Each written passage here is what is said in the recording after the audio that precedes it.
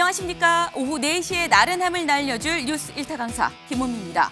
알아야 할 뉴스만 콕콕 집어서 쉽고 정확하게 알려드리겠습니다. 시작해볼까요? 오늘의 쪽집게 강의입니다. 기습 컷오프. 이게 뭐냐? 경선 가기 전에 먼저 오프, 이 탈락되는 걸 얘기를 하죠.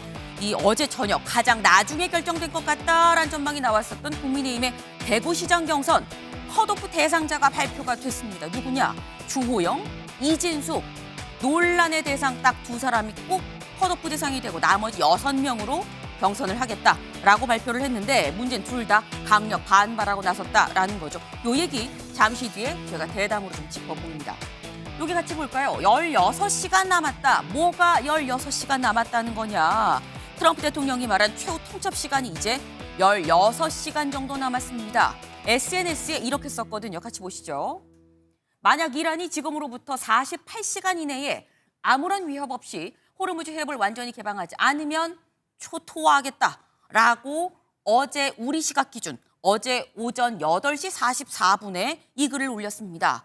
역산에서 따지면 대략 한 지금 이 오후 4시가 막 지나가고 있죠. 한 16시간 42분쯤 남았다라는 계산이 가능합니다. 네. 근데 이게 서상현 위원님, 이란이 딱 48시간 너무 무섭다 그러고 공개할 것 같진 않아요. 그러면 내일 우리 시각 기준으로 오전 8시 44분이 지나면 무슨 일이 벌어지는 겁니까? 일단은 트럼프 예측 불가한 이런 뭐 사고 아니면 정책 때문에 사실 다른 어느 때보다는 위협적이죠. 보통 이성적인 뭐 이렇게 지도자 같으면 그에 대해서 합리적으로 좀 공개 안 할 가능성이 높다 이렇게 하지만은 트럼프라는 이제 이 지도자는 뭐 그런 그 약간 좀 이렇게 안 먹히니까 제가 봤을 때는 가능할 수도 있고 정말 초토화시킬 수도 있다. 초토화시킬 가능성이 있고 왜 그러냐면 지금 현재 본인이 트럼프가 이렇게 설정한 4주 시일이 거의 다가오고 있거든요. 이번 주가 이제 4주차거든요, 전쟁. 그러면은 뭔가 전환점을 만들어야 되는데 지금 현재 지리학이 지금 장기적으로 현재 대처하고 있잖아요. 이걸 뚫기 위해서는 뭔가 해야 되거든요. 그래서 일단은 이란의 저런 에너지 시설 그렇게 함으로써 미국은 이란이 더 이상 무기도 못 만들고 암흑천자 되면서 이란 국민들이 고통받으면은 또 이렇게 봉기를 할 수 있고 아마 그런 걸 노린다면은 출구를 못 찾고 있는 상황에서는 트럼프가 취할 수 있는 가능한 그런 일이 아닐까 그렇게 또 예상도 하고 있습니다. 우리가 상식선으로 생각을 하면 정말 초토화하겠어라고 생각할 수 있지만 트럼프 대통령은 알 수 없는 사람이다. 진짜 그럴 수도 있어라는 말씀을 하셨는데 이 글을 올리고 잠시 뒤에 백악관 공식 계정으로 뭐가 올라왔느냐 같이 볼까요? 이게 올라왔습니다. No games. 이 장난 아니야. 이거 게임 아니야. 나 진심이야. 라는 얘기인 거죠. 백악관 공식 계정에 아주 두 주먹 불끈 쥐고 이 책상을 내리치는 듯한 이런 모습으로 직접 사진을 올렸다라는 겁니다. 혹시 기억하시나요? 이 마두로 체포할 때 그때 파포라는 비슷한 포스터를 올린 적이 있었죠. 그때 까불면 죽어 뭐 이런 뜻인 건데 그때 보면 우리가 트럼프 대통령을 생각했을 때 진짜 하겠어 싶은데 이거 박정환 교수님 그땐 진짜 했거든요. 까불면 죽어 데리고 왔어 내가 이런 거거든요. 이번에 no games 이건 어떻게 또 봐야 되는 거냐라는 겁니다. 뭐 저도 전력 시설에 대한 폭격이 전면적이진 않지만 상징적으로라도 몇 곳에 전력 시설을 파괴하는 폭격이 있을 걸로 예상이 됩니다. 문제는 핵 그 원자력 발전소예요. 그러니까 원자력 발전소에 폭격을 하게 되면 물론 이제 이게 엄청난 그 피해를 주는 거 당연히 예상됩니다. 일단 뭐 방사능이 유출이 될 거 아닙니까? 이렇게 되면 이 전쟁에 대한 여론이 세계 여론이 굉장히 안 좋아질 가능성이 있어요. 그럼 그런 위험성까지 감수하면서 모든 발전 시설에 대해서 폭격을 하겠느냐? 그러니까 예를 들어 원자력 발전 시설을 제외한 다른 발전 시설에 일차적인 폭격을 가하고 또 상징적으로 호르무즈 해변에 쉽게 말하면은 미국의 지상 병력을 갖다가 투입해가지고 유류 수출 시설이라든지 주요 거점에 지상 병력을 파견하는 그러니까 그런 그 장면을 갖다가 세계인들에게 보여주는 이런 어떤 좀 상징적인 어떤 그 장면을 보여주는데 좀 집중하지 않을까. 사실은 이 원자력 발전소에 대한 이 전면적인 폭격은 이거는 득보다 실이 굉장히 많은 측면이 있어요. 그래서 이 부분까지 전면으로 할까에 대해서는 좀 반신반의하는 면이 있는 것 같습니다. 사실 원자력 발전소를 이거를 타격을 할까라는 부분은 원자력 발전소 전기를 이 생산하는 부분의 어떤 전력기관이라고 볼 수도 있지만 원자력 발전소는 방사능 누출이 될 수 있는 그런 위험도 상당히 있습니다. 근데 사실 이런 비슷한 부분에 대한 공격이 사실 이미 어느 정도 진행이 됐죠. 핵시설을 서로를 공격을 이미 했어요. 그 모습 잠깐 같이 보고 오실까요?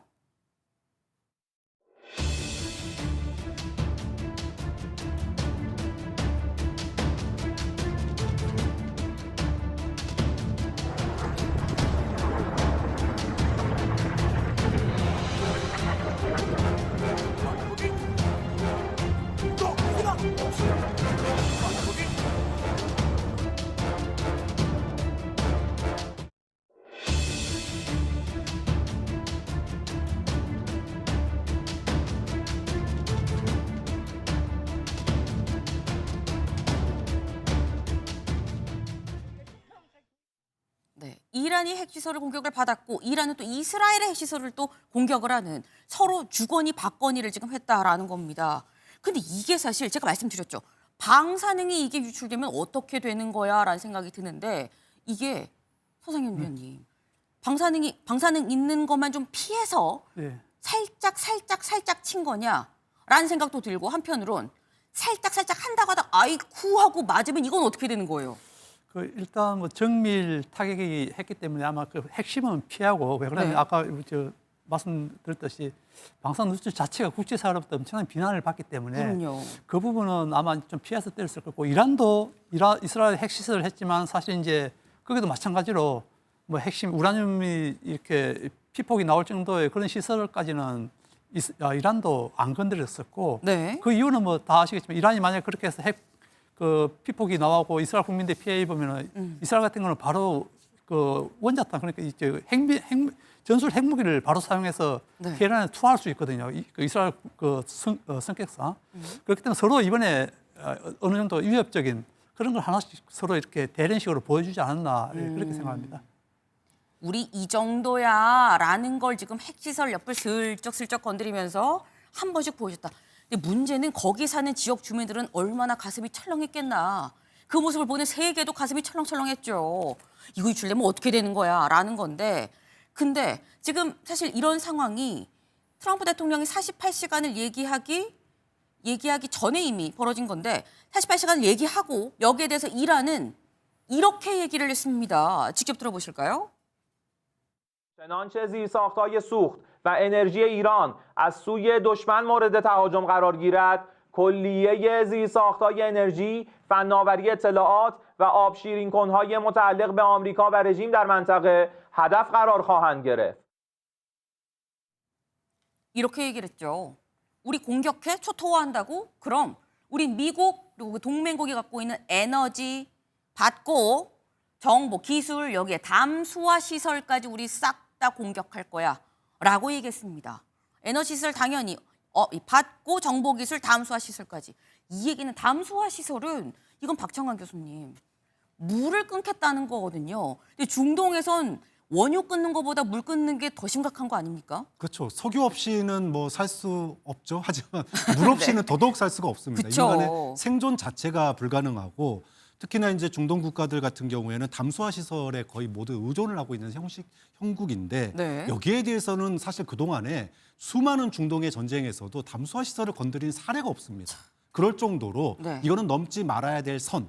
그러니까 핵시설에 대해서도 마찬가지고 원전에 대해서도 마찬가지인데 네. 근데 지금 우리가 이게 굉장히 우려스러운 게 핵 발전소에 대해서 원자력 발전소에 대해서 지금 그 주변에 폭격이 이루어지고 있고 실제로 만약에 한 곳이라도 미국이 이번에 원자력 발전소를 공격한다 그러면 이스라엘도 그 주변에 있는 나라들의 원자력 발전소를 똑같이 폭격할 가능성이 매우 높다는 거예요. 현실의 가능성이 굉장히 높아졌다는 겁니다. 네. 그래서 이게 방사능과 함께 물이라고 하는 담수화 시설까지 파괴가 된다 그러면 이때는 중동의 모든 국가들이 정말로 가지고 있는 모든 무기를 이란으로 날리는 또 이란도 가만히 있지 않는. 그렇죠. 그래서 사실은 지금 그 미국이라든지 유럽에서 이 반전 시위를 벌이는 거 보면 네. 핵 전쟁에 대한 우려가 실제로 나오고 있어요. 앞서서 또 이스라엘의 이 전술핵 얘기가 나왔는데 네. 만약에 서로가 서로의 원자력 발전소를 갖다가 건들기 시작한다. 그러면 이스라엘의 핵 공격이 실제로 이루어질 가능성도 있기 때문에 우리가 사실 상상하고 싶진 않지만 이 트럼프의 최후 통첩이 과연 그 소위 말해서 중동의 핵 전쟁을 당기는 어떤 우리가 이제 심지가 타들어가는 그런 어떤 역할을 할지 굉장히 우려스러운 대목입니다. 실제로 트럼프라면은 충분히 할 수 있다라고 하는 누구나 예측 불가능한 상황이기 때문에 네. 좀 그런 점에서 원자력 발전소 그리고 담수화 시설만큼은 네. 좀 안 건드렸으면 좋겠다. 이게 지금 전쟁을 바라보고 있는 전 세계 사람들의 네. 똑같은 어떤 바람 아닐까 싶어요.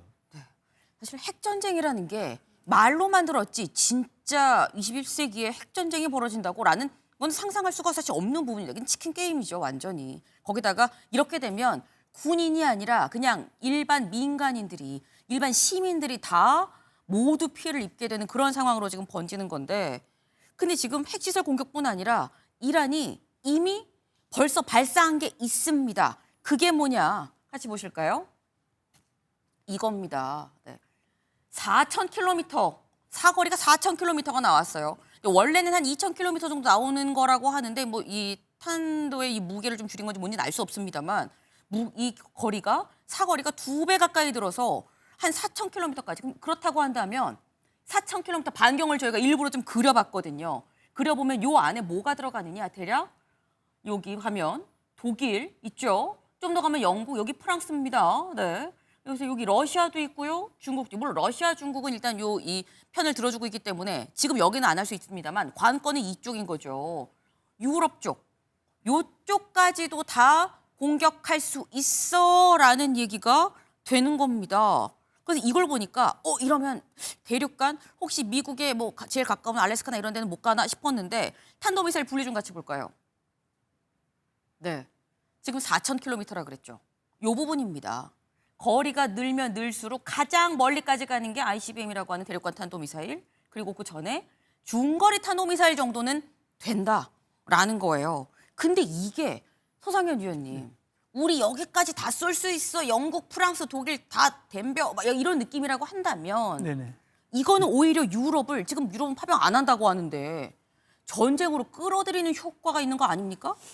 그래서 지금 사실은 저게 한 2,500km 원래 사거리를 만든 건데 조금 전에 말씀하셨듯이 아마 이제 약간 과시하기 위해서 그리고 그때 최근에는 이제 이 이란이 연료를 갖다 액체에서 이제 고체를 바꿔가면서 좀 안정적으로 더 이제 멀리 가게 하고 하는 그걸 좀 시험하는 그런 단계에서 이번에 이제 했는데 정확성은 굉장히 낮은 걸로 알고 있습니다. 낮은 걸로 알고 있는데 일단 그렇게 보여줌으로써 이제 서방도 그렇고 미국도 그렇고 이제 이거 어떻게 보면 협상을 하나 할 수 있는 지렛대를 만드는 그런 또 어떻게 보면 이 장면이 아닌가. 이렇게 능력이 있으니까 너네들 함부로 덤비지 말고 빨리 이제 우리하고 협상해야 된다. 이렇게 하고 사실 아까 말씀하셨듯이 이란하고 이스라엘하고 미국이 이번에 전쟁을 하게 된 가장 큰 배경 중 하나가 뭐 핵물질도 있지만은 사실 제일 중요한 건 이란의 그 탄도미사일 능력을 제거하는 게 목표였거든요. 그 얘기도 있었죠. 예. 그리고 핵 협상에서도 그걸 했었는데 이란은 절대 안 된다. 그것까지 내주면은 자기네들이 공격 당했을 때 이번처럼 공격 당했을 때 반격할 게 없어서 안 된다 해서 버텼었고 그다음에 그러면 이제 트럼프는 오케이 그럼 그건 놔둔다 해서 지금 현재 진행된 상황인데 알고 보면 이제 더 이상 원래는 더 멀리까지 갈 수 있다는 능력을 보여줬기 때문에 아마 조금 전에 말씀드렸지만 유럽이나 미국에서는 더 이제 향후에 이란의 그 탄도 능력을 좀 이렇게 없애려는 그런 시도를 아마 더 할 것 같습니다.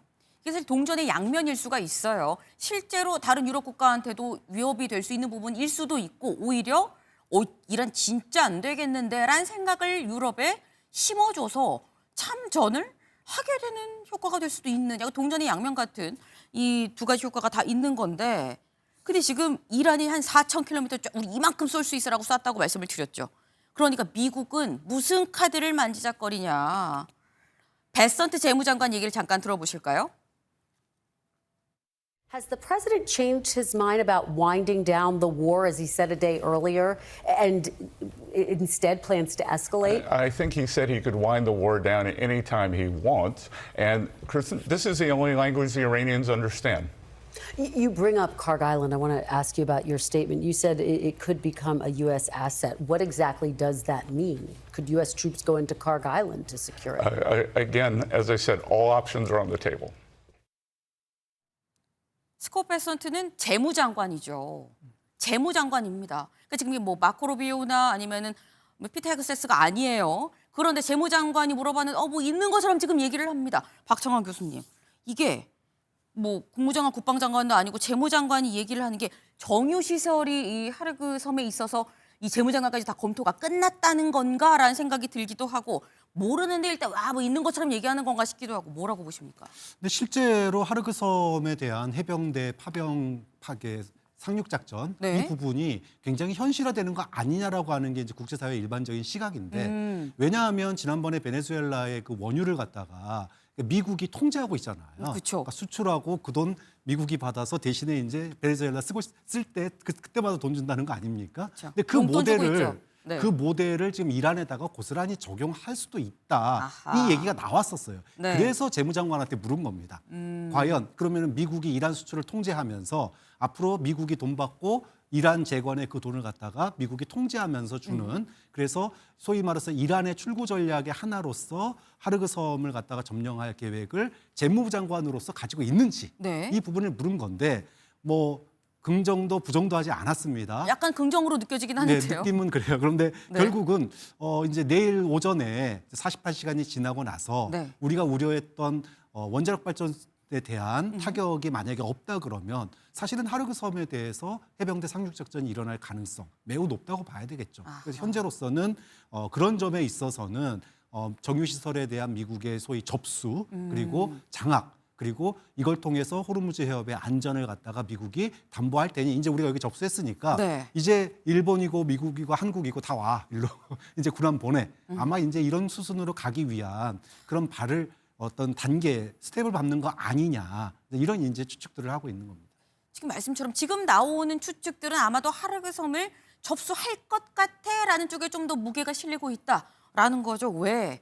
이미 사실 미군은 출발을 했습니다. 여기 볼까요? 원래 오키나와에 주둔하고 있었던 제31 해병 원정대가 11일, 지난 11일 벌써 출발을 했어요. 2,500명이 출발을 했어요. 중동인데 중동 어딘지는 알 수 없습니다. 아직. 출발을 했다라는 거. 그리고 또 여기 볼까요? 요 주초쯤에 이미 출발을 여기도 했다고 합니다. 캘리포니아에서 제11 해병 원정대가 2,200명 정도가 군함 3척을 타고 출발을 했다. 여기에 더불어서 지금 여기 공수사단, 여기 굉장히 세죠. 공수사단도 지금 뭔가 움직이는 것 같은데 뭐 준비하는 모습이 보여라는 얘기가 나온다는 겁니다. 가장 먼저 출발한 건 여기죠. 저희 지도 같이 볼까요? 여기 오키나와에서 벌써 출발을 해서 한참 지났죠. 그래서 23일에서 27일쯤 아마도 호르무즈 요쯤에 도착을 할 것 같아. 이번 주입니다. 이번 주면 가장 먼저 출발한 오키나와에서 그래도 좀 가깝게 출발한 이 여기가 아마도 곧 도착하지 않겠느냐 이번 주에. 근데 그러면 서상현 위원님 이들의 종착지는 네. 하르그 섬이냐라는 겁니다. 일단 하르그 섬을 목표로 해서 이제 하는데 아마 이제 내일 그 48시간 되는 시점에 거의 맞춰서 도착하는 걸로 알고 있거든요. 지금 오키나와에서 오는 것도 네. 여기는 뭐 단순한 해병대뿐만 아니고 또 상륙함까지 다 이렇게 같이 오기 때문에 네. 일단은 하르그 섬을 목표로 하는데 근데 하르그 섬이 사실은 이제 저희 호르무즈 안쪽에 있어 갖고 그쵸. 그리고 또 이란하고도 영토도 가까워서 리스크는 굉장히 큽니다. 대신에 이제 그 호르무즈 해협 입구 쪽에 있는 캐슈미라고 하는 그 섬이 있는데 네. 그쪽 지역은 또 이란의 최대 또 담수화 시설이 있는 지역이거든요. 담수화 시설, 물. 그리고 거기가 이제 호르무즈 들어가는 입구라서 거기만 좀 통제해도 네. 좀 일단 그 유조선이든 뭐 이렇게 좀 이렇게 다니는데 어느 정도 좀 제어를 할 수 있고 해서 일단은 하르그 섬을 목표로 하지만은 여차하면은 네. 하르그 섬보다 좀 리스크가 좀 적은 다른 섬을 좀 이렇게 상륙하면서 그리고 이제 인근에 있는 그 이란 그 호르무즈 해협 그 인근에 있는 내륙까지 들어가면서 조금씩 이제 이렇게 지상군을 갖다 펼치는 그런 작전을 하지 않을까 또 생각도 합니다. 그 이유가 뭐냐면 예전에 뭐 미국 우리나라 옛날 저 한국 전쟁 때도 인천 사실 들어오면서도 사실은 상륙작전. 예. 인천 상륙작전에도 사실 허위로 뭐 다른 데 들어간다 이렇게 퍼뜨려 놓고 사실 인천으로 들어왔거든요. 그래서 이번에도 이제 뭐 하락섬을 공격한다 막 이렇게 계속 하지만은 사실 다른 호르무즈 해협에 있는 섬을 타겟을 해서 또 이렇게 점령할 수 있다 이런 또 시나리오도 있습니다. 지금 말씀을 들어보니까 그러면 오히려 하르그 섬이 좀 올 가능성이 낮은 건가라는 생각도 살짝 듭니다. 지금 말씀처럼 그 앞에 있는 좀 조그만 티벳? 캐슘섬. 캐슘섬에는 담수화 시설이 있다 그래요. 네네. 물을 먼저 끊겠다. 이 기름보다 더 중한 물을 우리가 끊을 거야라고 오히려 뒤통수를 칠 수도 있다라는 지금 그런 말씀입니다. 네. 근데 이란도 상당히 좀 지능적으로 나오고 있는 게 나름 미국의 어떤 고립 작전을 좀 펴고 있는 건가라는 생각이 들어요. 아까 저희가 4,000km 이 미사일 이것도 하면서 유럽이 뭐라고 생각하겠어라고 말씀을 드렸었는데 이런 얘기를 또 한편으로 합니다. 뭐라고 얘기를 하느냐. 알리 무사비 국제해사기구 이란 대표요. 호르무즈 해협 이란의 적과 관련된 선박을 제외한 모든 선박한테 개방이 돼 있다. 그러니까 이 통과하는 거 우리 협정 요거 조정할 수 있어. 다 통과할 수도 있어라고 얘기를 합니다. 그러면서 이 이란의 외무장관이 뭐라고 얘기를 하느냐. 이거 일본 선박도 이거 허용할 용이 있어라고 얘기를 합니다. 이걸 들어보면 이건 서상현 의원님 어르고 달래는 거냐라는 거죠. 일단은 트럼프가 48시간 이내에 모두 개방하려 했는데 네. 사실 어떻게 보면 저것도 하나의 조건이 되거든요. 뭐 이스라엘하고 미군만 제외하고 다 개방할 수 있다. 그럼 이제 국제사회에 우리는 어느 정도 성의를 보일 수 있다. 이걸 아하. 이란 측에서는 어떻게 보면 하나의 또 제스처로서 네. 한번 이렇게 할 수도 있고. 네. 네.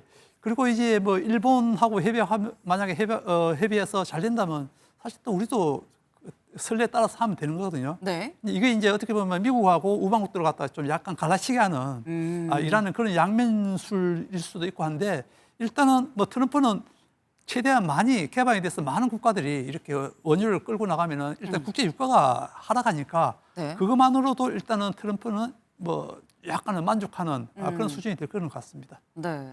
약간 지금 결국은 미국의 동맹국들 갈라치기 아니겠느냐라는 건데 일본에 대해서도 이것도 통과시켜줄 수 있어라는 취지로 지금 슬쩍 지금 흘리고 있어요. 근데 일본은 누가 봐도 이 굉장히 거의 혈맹에 가까운 미국이랑 굉장히 가깝죠. 동맹 중에 동맹인데 일본에 대해서도 통과시켜줄 수 있다. 그럼 과연 일본이 무슨 명분으로 군을 파견을 하겠느냐라는 생각이 들어요. 근데 이런 가운데 백악관이 어제 다카이치 관련해서 이런 사진을 또 공개를 합니다. 무슨 사진인지 볼까요? 이거예요. 다카이치 총리. 이 사진을 보고 깔깔 웃습니다. 근데 이 사진이 대체 뭐냐? 여기 좀 자세히 잘 보이실까요? 여기 보면 오토펜이라고 바이든 정부 때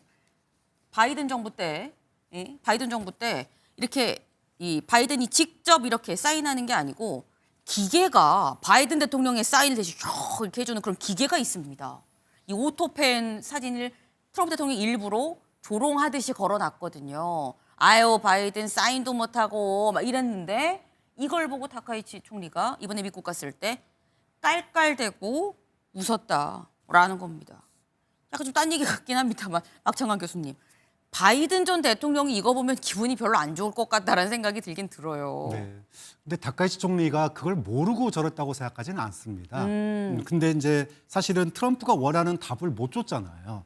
군함 파견하라고 그랬는데 그거 좀 어려울 것 같은데 최대한 노력은 해볼 텐데 쉽지 않아 이렇게 대답을 했거든요. 그러면 그래도 트럼프 장단에 어쨌든 노라는 줘야 될 거 아닙니까? 네. 그러면 가장 상징적인 자기가 바보가 되는 한이 있더라도 트럼프의 어떤 장단에 그래서 전쟁 이후에 만약에 이제 필요하다면 우리가 소해함도 보내고 호르무즈 해협에 파견할 수 있어. 근데 이거는 지금은 좀 어려워 이렇게 했는데 그런 측면에서 좀 트럼프한테 확실히 보여줄 수 있는 아첨을 그렇게 한 거 아니냐. 그런데 사실은 이제 일본 내에서도 뭐 저렇게까지 하냐, 너무 심한 거 아니냐. 그 역대 대통령 사진 쫙 걸어놓은 것 중에 네. 바이든 사진만 쏙 빼가지고 저렇게 사인 기계 넣어놓은 거 그거 네. 누가 보더라도 명백한 조롱인데 거기에 맞춤하는 게 맞냐라는 지적이 있긴 하지만 뭐 어쨌든 지금 일본 입장에서는 미국의 요청을 거부했는데 저런 모습도 좀 보여줘야 그래도 트럼프가 뭔 짓을 할지 모르니까 사실은 다카이치도 좀 오직하면 저랬을까 네. 뭐 그런 마음이 사실은 좀 드는 거죠. 지금 말씀을 들어보면 공포 외교다라는 거예요. 다카이치라고 이 정도로 웃고 싶어 웃었겠냐라는 말씀입니다. 이거라도 장단을 맞춰줘야지 그래야 좀 기분이 좀 덜 상하지 않겠어라는 건데 이렇게까지 장단을 맞춘 일본마저도 지금 이란이 유조선 통과시켜준다고 하면 파견할 수 없죠. 명분이 사실 없습니다. 지금 그런 상황이다라는 거예요.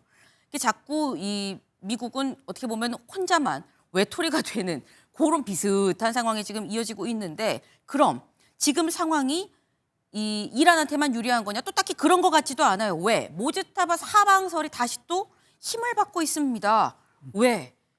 이란의 신년 설이죠. 우리로 치면 이 설날인데 설날의 큰 명절인데 이때도 역시 모습을 드러내지 않았습니다. 국영방송 앵커가 대독했거든요. 직접 들어보시죠.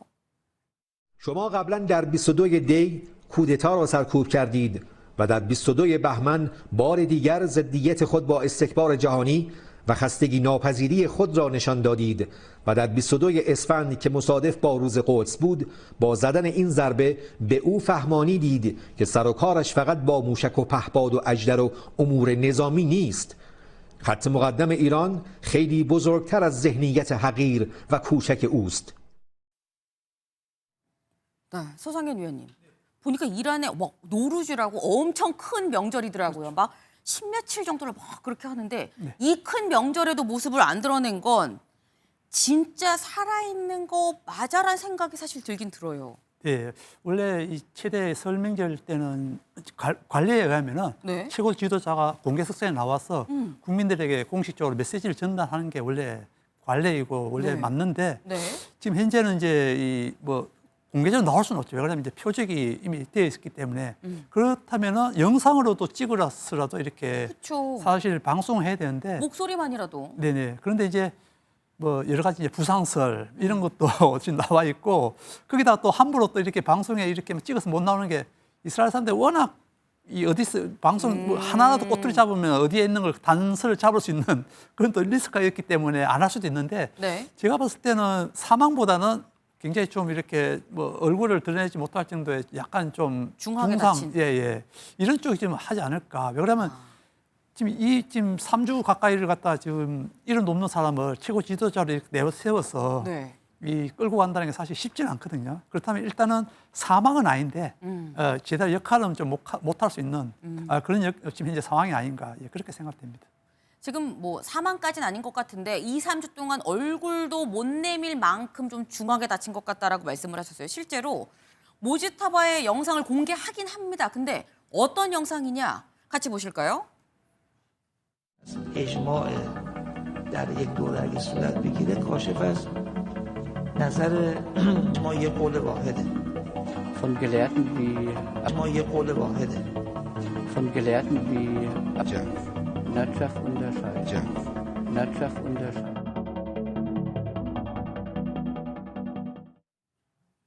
한눈에도 지금 확인이 되죠. 이게 지금 굉장히 오래된 화질이 안 좋아요. 기본적으로 박창환 교수님. 막 오래된 영상 옛날 걸 왜 지금 따끈따끈한 영상 안 보여주고 저 오랜 옛날 걸 보여줘라는 생각이 들 수밖에 없지 않습니까? 그렇죠. 그러다 보니까 저렇게 AI로 만든 거 아닌가라는 의혹도 자꾸 나오는 거고 실제 얼굴은 안 보이고 골판지로 이렇게 인쇄된 그런 종이 쪼가리만 보이다 보니까 네. 이란 내부에서는 뭐 골판지 아야툴라라고 하는 조롱까지 지금 나오고 있다고 합니다.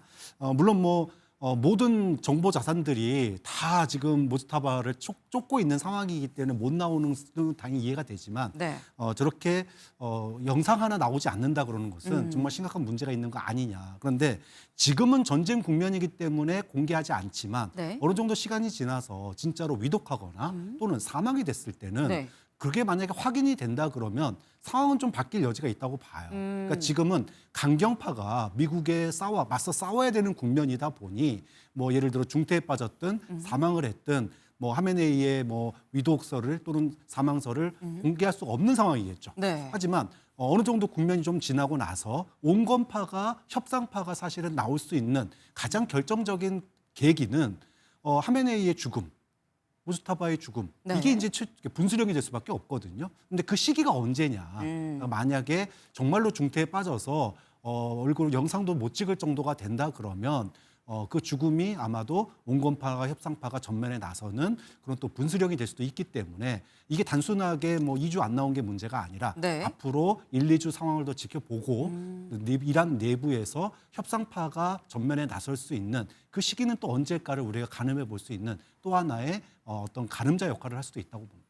중요한 말씀해 주셨어요. 그러니까 사람의 인명을 갖고 이렇게 얘기하는 건 좀 적절하지 않은 부분이 분명히 있습니다만 정세적인 측면으로만 봤을 땐 모습을 2, 3주 동안 못 드러낼 만큼 중하다 그러면 중간에 숨질 가능성도 있는 거고 이 정도로 계속 모습을 못 드러내면 힘을 받을 수가 없는 데서의 지도자가 그럼 온건파가 온건파가 힘을 받을 여지가 또 상당히 있다는 얘기 아니겠냐. 판이 어떻게 바뀔지 좀 봐야 될 것 같습니다. 다음 수업 넘어가 볼까요?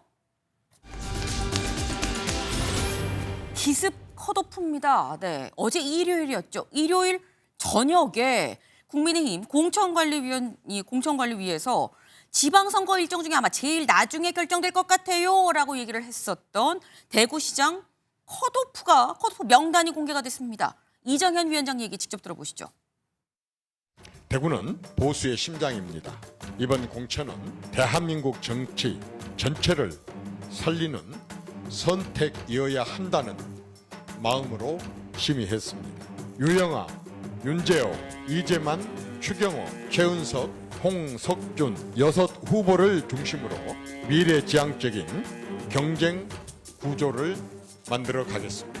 이진숙 후보와 주호영 후보는 이미 각자의 영역에서 대한민국 정치의 중심을 지켜왔고 또 지켜갈 분들입니다. 대구시장이라는 단일 직위에 머물기보다 국회와 국가 정치 전반에서 더 크게 쓰이는 것이 더 필요하다고 판단하였습니다. 이 결정은 결코 특정인의 배제가 아닙니다. 오히려 배제되신 분들께 더 큰 역할을 요청드리는 책임 있는 선택입니다. 요지는 이거죠. 주호영, 이진숙 아웃. 둘은 더 큰 일을 해달라라는 겁니다. 그래서 그럼 둘이 빠지면 누가 남느냐. 경선 6명이 하게 되는 겁니다. 윤재옥, 추경호, 유영하, 최은석, 홍석준, 이재만 전 동구청장 6명이 하게 된다라는 건데 정광재 대변인님. 네. 이게 지금 그동안의 논란의 양극단에 있었던 딱 주호영, 이진숙 두 사람이 컷오프가 된 거거든요. 이러면 공평한 겁니까? 받아들이는 입장에서는 전혀 공평하다고 느끼기는 어렵겠죠. 특히 주호영 의원 같은 경우에는 본인이 이 대구시장 경선 여론조사 결과를 보면 구체적인 수치 언급하지 않겠습니다만 그래도 선두권에 있었단 말이에요. 이진숙 전 방통위원장을 중심으로. 네. 그런데 여론조사 선호도에서 1, 2위를 모두 날리는 것에 대해서 네. 당사자들은 수긍하기 어렵다고 봅니다. 이진숙 전 방통위원장도 굉장히 강도 높게 반발하고 있는데 저는 결국에는 주호영 의원을 컷오프 시키기 위해서 이진숙 전 방통위원장도 한꺼번에 날리고 대신에 이진숙 전 방통위원장에게는 보궐선거 출마의 가능성을 열어주는 듯한 메시지를 낸 것 아닌가? 이건 저뿐만 아니라 모든 정치 고관여자들이라면 대강 이 정도로 짐작해 볼 수 있을 것 같습니다. 네. 사실 그러니까 주호영 의원을 아웃시키기 위해서 이진숙이 좀 희생이 됐는데 희생된 이진숙한테는 사실 다른 선물이 좀 기다리고 있다라는 취지의 말씀이에요. 근데 사실 언뜻 생각을 하면 서정국 변호사님 더 큰 일을 위해서 두 사람을 지금 컷오프를 했다. 이거 다른데 좀 더 큰 일을 해주십사라고 좀 얘기를 했거든요. 근데 그러면 주호영 6선이죠. 그리고 4선이 윤재옥 의원입니다. 그러면 주호영은 큰일하고 4선 윤재옥은 작은 일? 이런 생각이 들 수도 있고요. 이진숙 전 방통위원장은 큰일하고 그러면 뒤에서부터 이재만 전 대구 동구청장은 작은 일? 생각할 수 있어요. 기준이 뭐냐라는 거죠. 왜 누구는 큰일이야라는 겁니다. 아마 이제 표현은 그렇게 서로 위로한다고 큰일 이야기했지만 네. 그러니까 주호영하고 이진숙은 컷오프의 이유가 전혀 틀려요. 이진숙은 맞아요. 큰일. 국회로 가서 그 과방위 큰일 좀 해달라. 네. 이런 뜻이고요. 그다음에 주호영 의원은 근데 컷오프를 시킨 거죠. 네. 왜냐하면 이 주호영 의원이 최근에 윤석열 정권이 폭정을 했다. 김건희 여사 때문에 계엄을 했다. 네. 이런 식으로 이게 탄핵은 정당했다. 이래가지고 이게 여론이 너무 안 좋아요. 주류 측의 그 지지하는 당원들의 여론이 너무 안 좋아요. 제 유튜브에도 이게 주호영 컷오프라고 난립니다. 그러니까 이제 주호영 의원은 진짜 정리하기 위해서 컷오프한 거고, 그다음에 이진숙 위원장은 처음부터 이게 국회 가는 게 맞다. 행정 경험도 없고 대구 떠난 지 오래됐잖아요. 네. 따라서 이게 저는 오늘 2명 컷오프가 뭐 저로서는 이게 아주 최선의 공천 결과다 이렇게 평가를 해요. 아, 최선이다. 이게 당원의 여론에 가장 맞을 겁니다. 최선이라고 말씀하셨어요. 짧게 정광재 대변인님. 근데 그 얘기를 종합해 보면 서 변호사님 유튜브를 보는 사람들의 성향이 그렇기 때문에 그 얘기가 나오는 것이고, 저는 그래도 경선의 기회를 줬었어야 한다고 생각하고, 이 수긍하기가 어렵잖아요, 사실.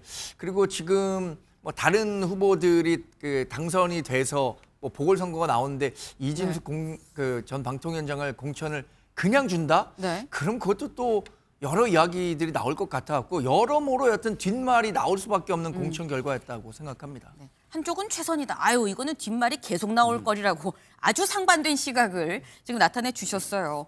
실제로 주호영 의원도 지금 두 분이 공통적으로 말씀을 하시는 게 이진숙 전 위원장한테 국회의원 자리를 열어주려고 그런 것 같다라고 말씀을 하셨죠. 주호영 의원도 SNS에 그 얘기를 썼습니다. 같이 볼까요?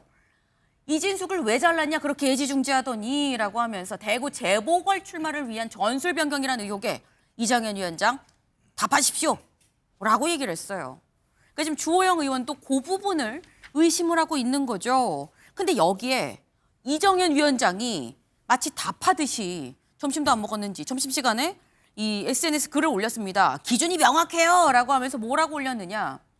전략적, 정성적 평가를 병행했습니다. 그리고 현지 상황, 확장성, 내가 암행까지 하면서 여론을 살폈어요 라고 얘기를 했어요. 이건 누굴 내치는 공천이 아니라 재배치하는 겁니다 라고 얘기를 했습니다. 그럼 이걸 보면 김종욱 부원장님 좀 납득이 가십니까? 이게 전략, 정성, 우리가 표가 다 암행도 했어. 설득이 좀 되세요? 전혀 설득이 안 되는데요. 뭐 전략적, 정성적 평가를 병행하고 뭐 이러는데 여론조사 내용을 보면 제가 볼 때는 컷오프된 분들이 1, 2위 아니었나요? 제가 알기로는.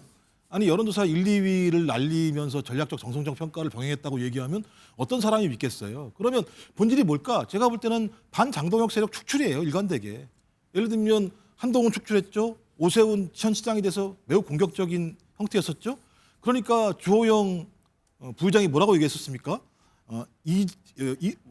고성국 씨가 이정현 공관위원장을 만들고 그다음에 그걸 통해서 이진숙 전 위원장을 갖다가 지금 대구시장을 만들려고 한다라고 주장했었죠. 네, 그다음에 또 나온 내용이 뭐냐면 그게 아니라 최은석 초선 의원을 갖다가 대구시장으로 앉히고 그 자리를 다시 지금 이진숙 전 위원장을 앉힌다. 그랬다가 지금 다시 나온 얘기 뭐냐면 중진들이 논란이 많으니까 주호영만 빼고 나머지 사람들 중에서 대무 상관이 없다라고 하면서 이진숙 전 위원장은 다시 또 어떤 형태는 대구 지역에서 국회의원 자리로 갈 수 있게 만드는, 결론적으로 엄청난 변동이 있습니다만 반장동혁 세력을 축출한다라고 하는 일관된 방향은 견지가 되고 있는 상황이기 때문에 저는 뭐 현란한 드리블을 했지만 네. 결론적으로는 장동혁을 반대하는 네. 세력은 축출한다라고 하는 부분들이 지금까지 관철됐다라고 보는 게 훨씬 더 사실에 가깝지 않을까 생각이 들어요. 굉장히 고급진 표현이 나왔습니다. 현란한 드리블. 하지만 꼴대는 똑같았다라는 거죠.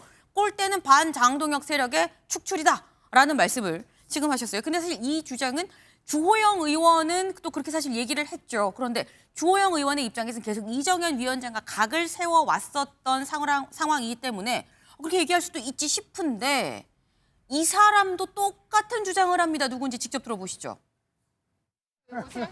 뭐 명함 하나 줘야지. 예비 후보 그렇습니다. 이진숙. 예, 이제 등록했습니다. 안녕하세요. 그래 오랜만에. 좀 살살았어 좀. 뭘 살살해? 하려면 세게 해야지. 그동안 이진숙 위원장 관련해서는 국회의원으로 나가서 국회에서 제대로 싸움을 해야 한다는 주장들이 꽤 많이 있었습니다. 당이 전략적으로 이진숙 카드를 대구시장이 아니라 더 크게 쓰겠다. 이런 의지를 이정현 공관위원장이 밝힌 겁니다. 지금 고성국 씨의 얘기를 좀 들어보면 박창환 교수님, 그러면 주호영 의원과 뜻을 같이 하는 걸까요? 저는 뭐 타짜의 설계다 이렇게 봅니다. 타짜의 설계. 애초에 2월 달인가요? 네. 대구에 내려갔을 때 그 당시에 국민의힘 내부에서도 윤어게인 세력의 대변 정도 되는 분이 과연 대구시장으로 나오면 지방선거 치를 수 있겠냐. 그래서 대구시장이 최종 목표가 아니라 대구시장으로 예를 들어 뭐 수성이든 어디든 자리가 비면 그 자리를 가기 위해서 먼저 소위 말하면 먼저 이제 대구시장 나서겠다라고 발표한 거 아니냐라는 분석이 굉장히 많았고요. 실제로도 이번에 이정현 공관위원장이 네. 이거 쇄신 공천이야. 그래서 육선 안 되고 그다음에 논란 있는 인사 안 되고 네. 그래서 그 사람들은 대구시장 못 나왔잖아. 이러니까 이거 쇄신 공천이야. 대구에서 쇄신 못하면 다른 데 다 못해. 결국은 공천을 갖다가 지도부 그리고 이정현 공관위원장이 할 수 있는 길도 열어주면서 실리는 실리대로 다 챙겼거든요. 네. 결국 보면 고성국 씨도 정치 컨설팅을 오래 하신 분인데 이걸 몰랐을 리가 없어요. 애초부터 대구에 가면 이거 아니면 이거 둘 중에 하나는 먹는다. 이거 보고 들어간 겁니다. 그렇기 때문에 저는 애초에 이렇게 소위 지도부, 네. 그다음에 공관위원장, 그리고 고성국 씨, 그리고 이진숙 위원장까지 네. 어느 정도 이렇게 좀 기본적으로 네. 기본 얼개가 설계가 된 채로 대구에 내려갔다. 이렇게 보는 게 맞을 것 같아요. 지금 이런 표현을 쓰셨어요. 둘 중에 하나는 먹는다라는 생각으로 대구에 갔다라는 건데 서정국 변호사님 맞습니까? 저는 저는 그렇게 안 보고요. 아마 이제 저는 계속 국회의원 나가라고 권유를 했죠. 네. 이진숙 위원장이 다 그렇게 생각했어요. 근데 본인이 대구시장 뜻이 확고했다고 봐요. 네. 본인은. 근데 어떤 변수가 있었냐? 김부겸 변수가 있었던 거예요. 근데 이진숙 위원장은 확고한 지지층은 9명 중에는 지지율이 제일 높은데 네. 문제는 이게 확장성이 부족했던 거예요. 왜? 너무 이게 거구까지는 아니지만 이게 정토 우파 쪽에 강한 우파 쪽에 있으니 네. 중도 확장성은 추경호나 이렇게 윤재욱 의원보다 약했다. 네. 이렇게 저는 봅니다. 네. 그러다 보니까 이게 국회로 돌리고 그리고 이게 추경호나 윤재욱 의원이 나가면 김부겸하고 붙을 때 특히 추경호를 김부겸 측에서는 제일 무서워하더라고요. 네. 아마 이게 이진숙 위원장이 놓으면 조호영 의원이 컷오프 혼자만 시켰으면 무소속 넣었을 거예요. 그럼 지금 말씀은 김부겸 카드 때문에 지금 이정현 위원장의 전략이 바뀌었다. 저는 그래 봅니다. 어허. 왜냐하면 이게 김부겸 안 놓으면 이준석 공천 주도 네. 대구시장 돼요. 네. 근데 김부겸하고 붙여 보니까 오차 범위 내에서 이런 것도 있었고요. 네. 확장성이 아무래도 이게 너무 강한 우파니까 중도 확장성이 약하잖아요. 그래서 이게 저는 노선 수정이 있었다. 처음부터 이게 의도한 건 아니라 봅니다. 근데 지금 말씀하시면서 그 말씀하셨거든요. 김부겸 쪽에서는 이 지금 추경호가 제일 무섭대요라고 지금 말씀을 하셨어요. 김종국 부원장님 맞습니까?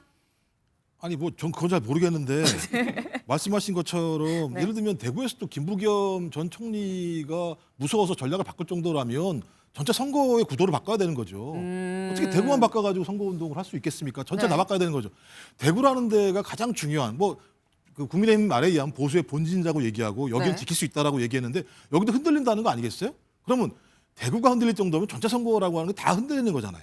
전체 선거의 방향을 바꿔야 되는 거잖아요. 저는 어떤 의미에서는 이진숙 전 위원장 같은 경우도 이거 짜고 치는 거 아니야 느낌이 있는 거예요. 네. 난 대구시장 나갈 거야 막 얘기합니다만 대구시장이나 국회의원이나 본인의 명예회복이 되는 거 아니겠어요? 대구시장이 되면 명예회복이 되는 거고 국회의원이 되면 명예회복이 되는 거고 근데 본인이 손잡고 갔던 고성국 씨 말에 의하면 그렇게 얘기하는 거잖아요. 중앙무대 활용을 위한 전략 더 크게 쓰겠다 이렇게 얘기를 했었고 이정현 위원장 같은 경우도 얘기했던 내용들이 뭐냐면 국회와 국가 정치 전반에 더 큰 역할을 하는 것이 필요하다 그러면서 주호영 국회 부의장한테 그냥 국회 가 부의장 역할 하세요라고 얘기하고 이진숙 전 위원장한테는 국회 올라오세요 이렇게 얘기할 정도의 상황이라면 본인이 저렇게라도 화를 내야 짜고 치는 게 드러나지 않을 거니까 제 추정입니다만 네. 핵심은 제가 볼 때 국민의힘은요 선거 전략 전체를 바꿔야 돼요. 지금 내용을 보면요 네. 거의 윤 어게인이에요 지금. 바꾼 게 뭐가 있어요?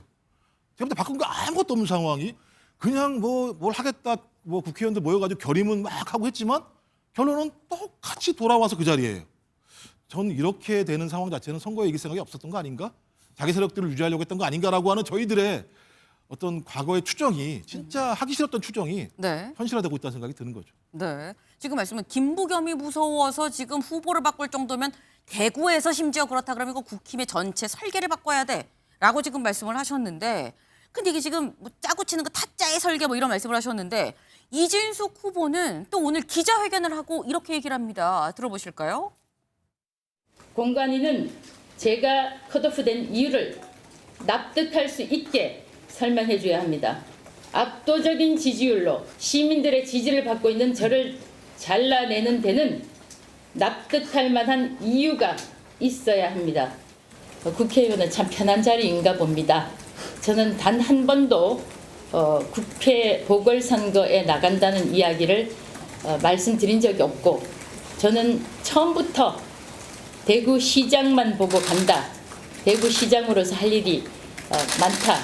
그렇게 말씀을 드렸습니다. 네, 박정환 교수님. 아까 타짜의 설계라고 하셨는데 지금 이진숙 위원장의 얘기를 보면 화가 좀 났어요. 나는 대구시장만 보고 처음부터 이렇게 얘기를 하고 있거든요. 이거 진짜 화난 거거든요. 근데 본인은 그럴 수 있죠. 왜냐하면 1위를 했잖아요. 여론조사에서. 그러니까 지난달에 나할수 1위를 있는데. 했기 때문에 네. 거의 이거 조금만 가면은 내가 먹는 건데라는 생각이 들으니까 당연히 근데 어떻게 1위를 자르지? 이거 너무나 상식적이지 않잖아. 누가 봐도 상식적이지 않아요. 좀 그렇기 때문에 저렇게 얘기하는데 근데 주호영 의원하고 이게 입장을 비교해 놓고 보면은요. 네. 차이가 온도차가 확 느껴집니다. 주호영 의원은 절대 수용 불가예요. 법적으로 문제 제기하겠다는 겁니다. 그쵸. 그리고 안 되면 무소속으로 나간다예요. 그런데 무소속 여론조사 나간다라고 해석을 하신 거예요. 네, 그 여론조사 자칭 1위인데 이진숙 네. 씨는 그러면 자칭 1위가 설명해 주세요라고 하는 게 설득되면은 나는 안 나가겠다는 얘기잖아요. 그럼 이게 여론조사 1위가 과연 이런 사람 봤습니까? 옛날에 안철수 딱 한 번 있었어요. 근데 안철수 씨 빼놓고 여론조사 1위가 네. 불출마한 사례가 없습니다. 만약에 정말로 재보궐도 출마하지 않는다? 네. 그러면은 아마 안철수 씨에 이어서 이진숙 위원장은 그 2호가 될 거예요. 근데 저는 그런 정치인은 대한민국에 더 이상은 없다라고 봅니다. 지금 주호영 의원은 여차하면 무소속으로도 나가려고 하고 있잖아요라고 말씀을 하셨죠. 사실 주호영 의원이 SNS에 올린 글 중에 이런 부분이 있긴 합니다. 어떤 부분인지 같이 보시죠. 이거예요. 내가 얘기한 문제점에 합당한 설명을 내놓지 못하면 내 모든 걸 걸고 대구 시민의 자존심과 주권을 지키겠다. 물러나지 않겠다라고 글을 올렸습니다. 사실 이 부분을 두고 정광재 대변인님 예. 무소속이야라는 얘기가 나오는데 사실 지난 금요일까지만 해도 분명히 아유 배지 떼고 될지 안 될지 모르는 무소속 나가겠어. 무소속 안 나갈 걸 이런 얘기가 있었거든요. 나갑니까 안 나갑니까? 당장 어제 이 컷오프 결정이 내려졌기 때문에 네. 당장 내놓는 메시지들은 본인이 아마 정해진 얘기 할 거예요. 할 수밖에 없는 이야기들. 근데 그 이야기를 좀 번역해 볼 필요는 있을 것 같습니다. 정치적 맥락에 따라서. 저는 이진숙 전 방통위원장 같은 경우에는 이른바 꽃놀이패를 가져왔다고 생각한 것 같아요. 대구시장 카드를 던져보고 대구시장에서 정말 안 될 것 같으면 보궐선거도 나갈 수 있는 생각을 갖고 있는 게 아닌가? 그게 생각이 아니라면 만약에 보궐선거 났을 때 네. 이진숙 위원장에게 주려고 할 때 저 그거 안 나가겠습니다라고 얘기해야 될 건데 그러지 못할 겁니다. 아마 이진숙 위원장 이번에 컷오프 된 거 이거 돌이킬 수 없는 거거든요. 주호영 의원이 법적으로 구제 절차를 밟는다고 하는데 네. 과거에도 그랬고 공천관리위원회에서 있었던 공천 결정을 법원에서 바꾼 전례는 없습니다. 최근에 당내에서 있었던 일들의 징계와 관련해서는 했지만 그리고 주호영 의원도 지금 당장은 비분 관계에서 무소속 출마 가능성을 열어놓고 있는 것 같지만 네. 실제 당선 가능성이나 이 무소속 출마의 실리를 고려해야 될 거잖아요. 거기까지 들어가면 직전에는 무소속 출마 충분히 고려했을 만하지만 이진숙 방통위원장과 본인 모두 컷오프된 상태에서 네. 현역 의원이 대구시장 공천을 받을 가능성이 큰데 그 사람과 삼자 구도를 통해서 김부겸 전 총리에게 대구시장 자리를 헌납한다? 이러면 주호영 의원 앞으로 정치하기 어렵다고 판단하지 않을까요? 요거는 서정목 변호사님 얘기 좀 들어봐야 될 것 같아요. 제가 이제 이거 주호영 의원 취재를 해보면요. 취재하셨습니까? 예. 네. 본인이 예를 들어 혼자 컷오프 되고 이진숙이나 최은석을 준다. 이럴 때는 이게 무소속 나갔을 거예요. 이진숙 주면. 네. 근데 이번에는 1등 후보 이진숙까지 잘랐잖아요. 네. 그러니까 나가려기 명분도 약하고 그리고 아까 말한 추경호나 윤재욱이 확장성이 세요. 네. 그러니까 김부겸하고 하면요. 제가 보기에 10% 두 자릿수 얻기 어렵습니다. 그러니까 이제 그 추경호나 다른 분이 넣었을 때는 이진숙이 넣었으면 나가는데 지금은 이게 명분도 없고 나가도 이게 한 자릿수다. 이제는 안 나갈 것 같아요. 아하. 그럼 요거 한번 여쭤봐도 될까요? 취재하신 게 주호영 당사자입니까? 당사자에게 전화 왔는데 제가 안 받았어요. 오늘 왜? 아침에 제가 다른 세 분하고 다 통화했고 네. 추경호, 윤재욱, 유영은 다 통화했고 정작 받으셔야 될 거 아니에요? 근데 받으면 제가 좋은 소리 못 들을 것 같아서 안 받았는데 근데 그 핵심 참모한데 네. 여러 명이 제가 취재를 했어요. 지금 확실한 주호영 측의 입장이다. 그쪽 지금 분위기를 보면 딱히 지금은 나올 명분이 서진 않는다라는 지금 말씀을 하셨어요. 그런데 정치 구단이라고 하죠. 이 정치 구단은 이렇게 또 전망을 합니다. 들어보시죠. 주호영 의장 무소속 출마할까요? 이렇게 보면 출마할 것도 같고 저렇게 보면 출마할 것도 예. 같지 않은데 예. 주호영 의원이 지난번 총선 때도 자기 지역구에서 밀려가지고 다른 데로 갔잖아요. 예. 근데 만약 대구시장을 컷오프하면은 예. 다음 총선에 출마할 수 있겠어요? 어렵다고 봐야죠. 예. 그렇다고 하면은 무소속으로 나올 가능성이 높다 이렇게 보는 거죠. 네, 지금 박지원 의원도 무소속으로 나올 것 같아라고 지금 얘기를 하고 있습니다. 근데 김종국 부원장님, 또 이 주호영 의원 입장에서 내가 무소속으로 나왔어요. 나는 배지도 다 내려놓고 정말 이 빈손으로 나왔는데 여기서 국민의힘 후보 있고 나 있고 그리고 뭐 김부겸 후보가 된다고 치면 그럼 보수의 표가 갈리는데 만약에 안 되면 내가 더 큰 이 비판을 받을 텐데 그것까지 감수하고 나올 거라고 보십니까? 안 나오실 것 같아요. 안 나올 것 같으세요? 왜냐하면 네. 박지원 의원은 정치 구단이시잖아요. 네. 그렇게 나와라 하시는 거죠. 나와라. 살살 얼르는 거다. 거죠. 그렇죠. 뭐 흥정은 붙이고 싸움 말려듯이 흥정 붙이는 거죠. 나오게 하려고 하는 것 같은데 네. 일단 기본적으로 한 번 나오신 분이에요. 그렇죠. 그 당에서 나오신 분이거든요. 나왔었죠. 두 번 나간다? 다시 돌아갈 수 있겠습니까? 또 하나는 일단 미래가 없다고 얘기하는데요. 네. 제가 봐도 미래가 없어요. 이번에 만약에 박차고 무소속으로 나가시게 되면 네. 또 안 나간다고 했을 때는 또 본인 입장에서는 다음 6선이시니까 7선까지 줄지 않을 거라 생각이 들긴 하겠죠. 그럼 마지막 남은 시간이 있죠. 올 6월 달부터 당 내부에 당권을 둘러싼 싸움이 벌어지지 않겠습니까? 그럼 굳이 이 싸움을 해서 본인이 나가 있을 이유가 뭐가 있겠습니까? 오히려 여기에 있으면서 이 과정에서 네. 모든 문제를 일으킨 사람들을 공격하면서 본인이 오히려 당의 주리로 복권할 수 있는 시간을 갖는 게 훨씬 더 내가 볼 때 상식적인 판단인 거지. 여기서 나 나갈래. 무소속 나가서 거기서 지면 돌아올 수 있겠습니까? 이긴다고 한들 제가 볼 땐 곱겠습니까? 전 제가 그래서 아마 모 기자하고 통화를 하셨다는 얘기를 들었는데 네. 2, 3일 정도 고민해 보겠다고 말씀하셨다는 거예요. 아하. 2, 3일 정도 고민하시면 못 나오시는 경우가 많습니다.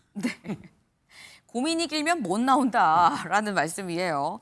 그 지금 결국 아마도 다음 열리는 당권을 쥘 수도 있는데 여기서 나오겠어라는 말씀인데 이러나 저러나 만약에 당권에 나온다고 하면 또다시 또 장동혁 대표였던 이 또 다른 이 반대편에 서게 되는 그런 효과가 될 수도 지금 있겠다라는. 당권에 나온다는 게 아니라 네. 당 주류 세력을 바꾸는데 본인이 거기서 역할을 하는 거죠. 꼭 당대표가 안 된다고 해도. 그렇죠. 그럼 본인이 다음에 정치적인 생명만 연장하면 되는 거니까요. 알겠습니다.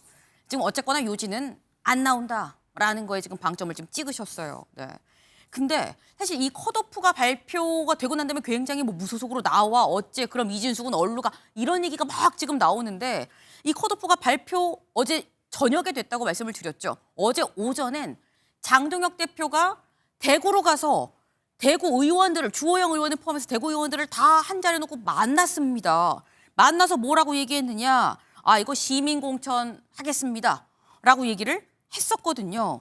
근데 한 반나절 만에 오후에 완전히 다른 컷오프 상황이 빚어졌다라는 거죠. 근데 알고 보니까 공관위에서 이런 일이 있었다라는 얘기가 나옵니다. 어떤 일이 있었느냐.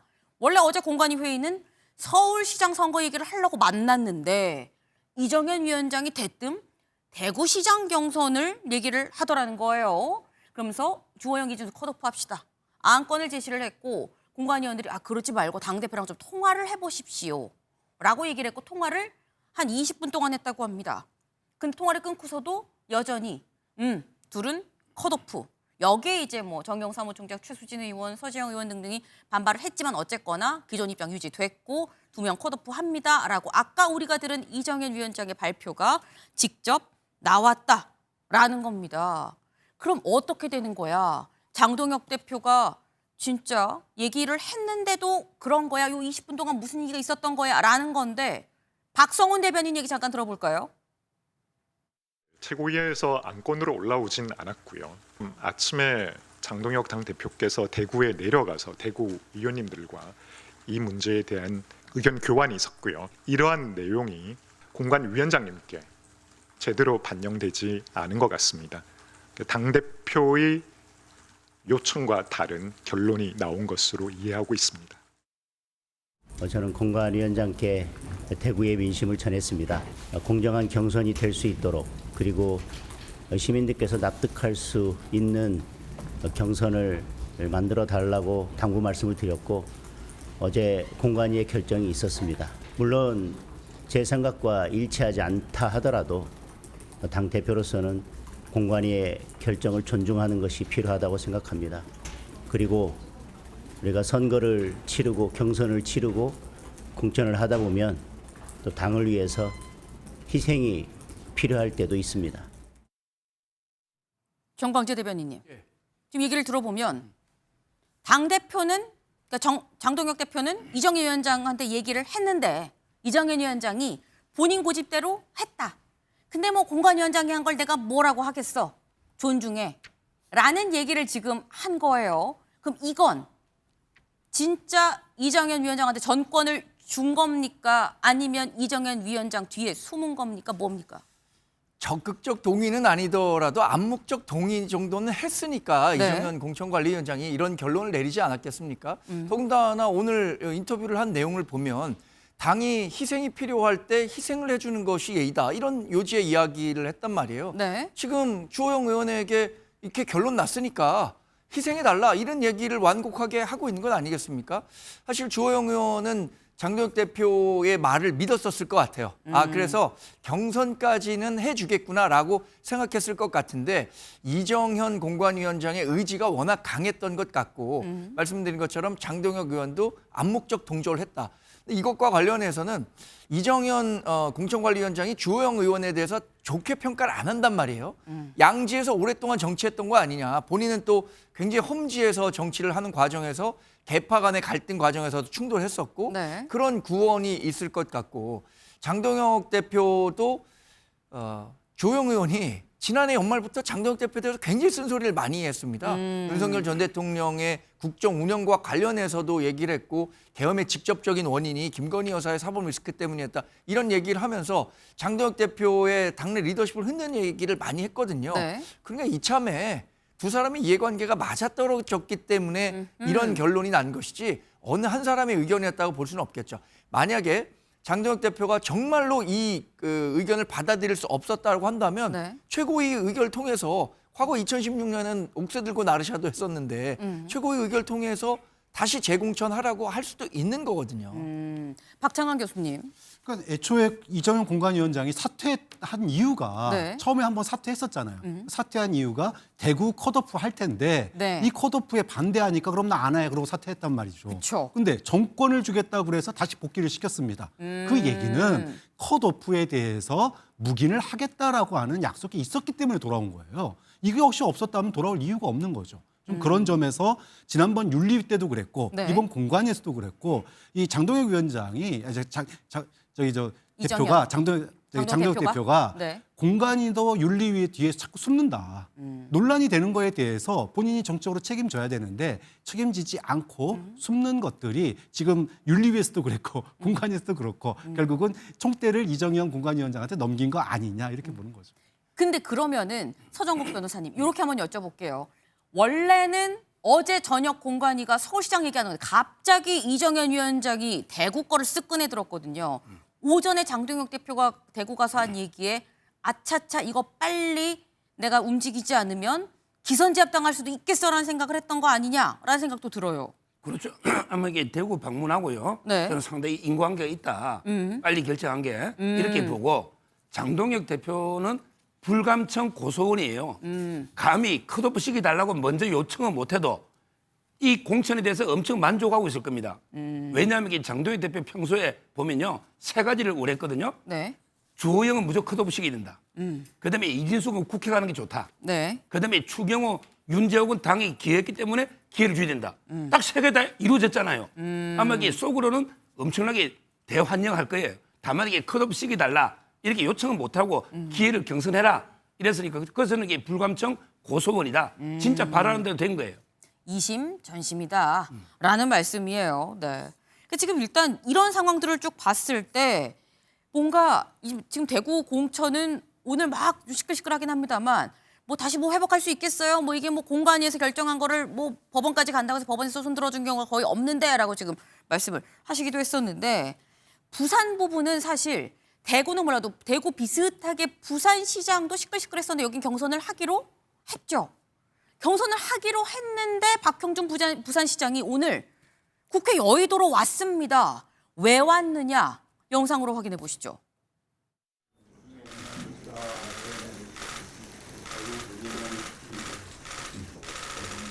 찾아뵌 것은 부산발전특별법인 글로벌 허브도시 특별법 문제 때문입니다.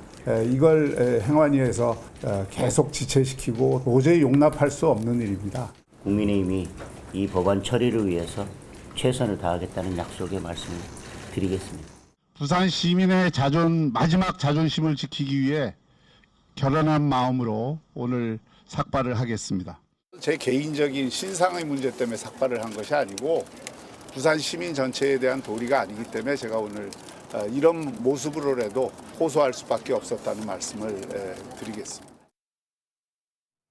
네, 부산의 글로벌 허브도시 특별법 때문에 당대표도 만나고 삭발도 했다라는 본인의 얘기인 건데 기자들도 질문 자체가 삭발 왜 하셨어요? 라고 지금 물어보죠.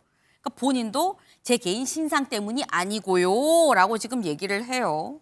근데 이 얘기를 보면 이건 박창환 교수님 진짜 특별법 때문이야? 아니면 개인 신상 때문이야? 라는 거죠.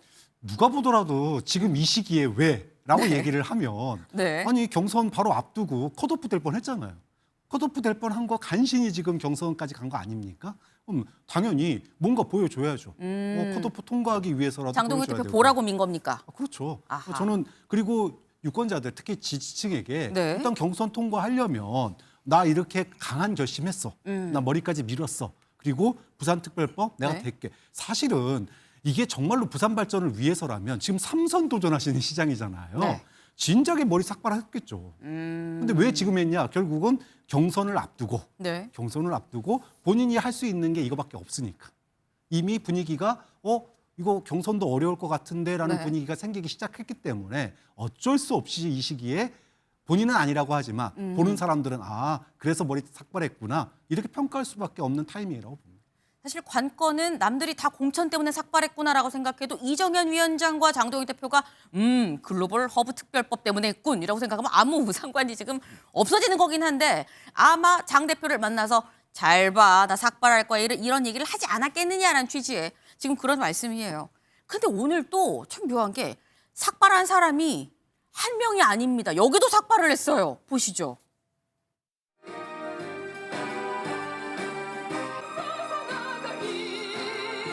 가장 경쟁력 있는 포항시장 후보를 시민 공천으로 선발하십시오. 당 공관위가 다시 경선 후보를 선정해 주실 것을 온몸을 바쳐 축구합니다. 저 김병욱은 여의도에서 죽고 포항에서 살겠습니다. 네, 지금 솔직히 보면 여기 볼까요? 국민의힘 공천 배제에 항의하는 삭발. 김영환 지사가 이미 했죠. 이미 하고 오늘 김병욱 전 의원도 했어요. 막 눈물까지 막 호소하면서 막 했습니다. 만약 박형준 시장이 만약 공천 때문이라고 한다면 3명이 삭발을 한 거고 아니어도 2명이라는 거예요. 그럼 서정욱 변호사님, 지금 어쨌거나 최소 2명이 공천 때문에 삭발을 했다라는 건 공관위가 뭔가 신뢰를 못 주고 있다는 거 혹은 당사자들한테 설명이 충분히 안 된다는 거 뭔가 문제가 있는 거 아니야라는 얘기가 나올 수 있어 보이거든요. 근데 옛날에도 이 공천 보면요. 네. 심지어 이게 뭐 분신하겠다고 한 사람도 있었고요. 이런 이 갈등이 없을 수가 없어요. 저는 뭐 근데 삭발한 데서 그 공천 줄 수는 없잖아요. 번복할 수도 없죠. 물론 이제 제가 두 분 다 잘 아는 입장에 안타깝기는 해요. 네. 그렇지만 이 공관위에서 김영환 지사도 또 사법 리스크도 있었고요. 그리고 김병욱 의원도 옛날에 좀 불미스러운 일에 많이 연루된 게 있잖아요. 그런 걸 보고 여기 했기 때문에 삭발 때문에 번복할 수는 없다. 이 말씀 드리고 다만 이제 그 박형준 시장은 틀리죠. 이분은 이게 진짜 민주당이 부산시 발전한다 하면서 제일 중요한 게 산업은행을 원래 옮기기로 했거든요. 근데 안 옮기잖아요. 해수부는 몇 명 안 돼요. 그럼 산업은 안 옮기고 부산 발전을 위해서 왜 저 법을 통과 안 시키죠? 저 법이 아주 중요한 법입니다. 따라서 이게 저는 진정성 있게 부산 발전을 위해서 삭발했다. 이렇게 봅니다. 알겠습니다. 일단 네, 김종욱 부원장님 짧게. 뭐 삭발하신 분한테 제가 뭐 그것이 선거니 뭐니 얘기할 수는 없는데 내일 제가 알기로 전재수 의원이 이 문제로 당과 협의하러 올라가요. 그래서 제가 볼 때는 그거 안 거 아니야? 느낌에? 그렇지 않고서야 선수 친거 아니야? 세상에 법안 가지고 저는 처음입니다. 법안 통과 안 했다고 삭발을 하고 저러는 거 전 뭐 제가 본 적이 별로 없는 상황이어서 저는 뭐 선거도 있겠습니다만 좋아. 내가 어차피 선거 과정에서 컷오프 당할 뻔도 했었고 네. 지금 또 주진 의원과 경쟁도 해야 되는 상황이고 이 상황에서 갑자기 부산특별법 통과 문제 관련해서 이 문제를 전재수 의원이 체감은 안 되니까 야 이거 다 모아가지고 한번 해보자라고 했다면 제가 볼 때는 저런 방식으로 부산 유권자들의 마음을 절대 움직이기는 어려울 거다라고 저는 생각을 합니다. 근데 며칠 전에요. 네. 강원도에서 김진태 바로 지사도 것도 어쩌고 막 갑자기 막 들어오세요. 네. 네, 김진태 지사가요. 강원도에 특별 그 법 만들어 달라고 삭발했잖아요. 네. 근데 평론을 매일 하시는 분이 처음 본다는 게 저는 법 때문에 삭발한 거 엄청나게 많고 며칠 전에 강원도지사도 했어요 삭발. 알겠습니다. 저분 처음 하신 거예요. 아니 강원도지사가 했다고. 박형준 시장님은 처음 하신 거라고. 네, 싸우지 마시고요. 사이좋게. 네, 알겠습니다. 판단은 국민들이 하고 유권자들이 하겠죠. 저희는 빨리 다음 수업으로 넘어가 봅니다. 친문 낙선 원했다라는 겁니다. 이게 무슨 얘기냐? 친문이라는 말 자체가 굉장히 오랜만에 좀 듣죠. 대체 친문이 왜 낙선을 원했는지, 누구의 낙선을 원했는지 직접 들어보시죠. 제가 당대표가 안 됐으면 이재명 후보 탄생도 쉽지가 않았을 거예요. 그때 친문 세력들이 이낙연을 밀려고 아예 다 조직적으로 맞아요. 대장동 사건도 터뜨린 거잖아요. 대장동 사건도 그 이낙연 쪽에서 터뜨려서 그게 확산된 거 아닙니까? 그러니까 아예 후보 자격을 박탈하려고 시도가 있었기 때문에 제가 당대표가 안 됐으면 불가능했을 거라고 봅니다. 후보 네. 탄생조차도.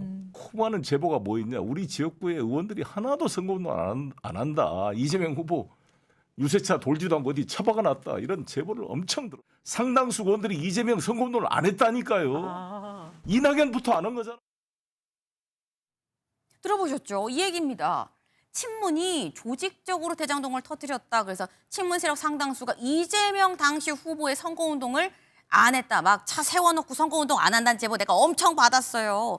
이낙연도 안 했잖아요. 이런 얘기를 한 겁니다.